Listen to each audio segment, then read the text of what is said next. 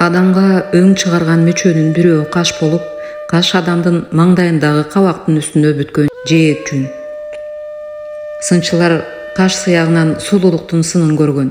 Сынчылары кашты керме каш, чийде каш, үксөк каш, суйдан каш, кою каш деген сыпаттар менен атаган.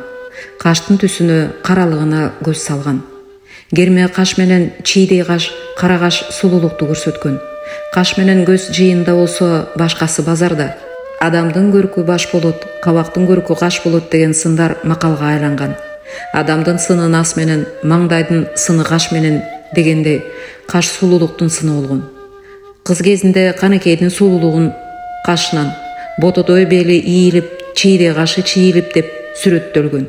Каш кабактын үстүндө болгондуктан каштын сыягы кабак менен кошо көрүнүп, ар дайым каш менен кабак кошмок айтылып, каш менен кабактын сыягынан көөнүнүн жагдайын көргөн.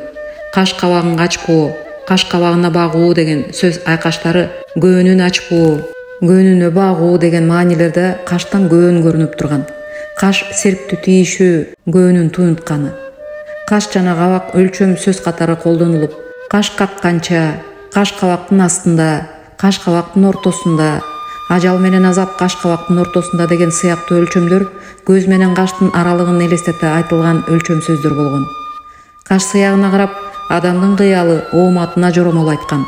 Эркек кишинин кашы суюк, уйгалак, өксөгөй болсо, кыялы мүнөзү чатак болот, иштери ийгиликке жетпейт.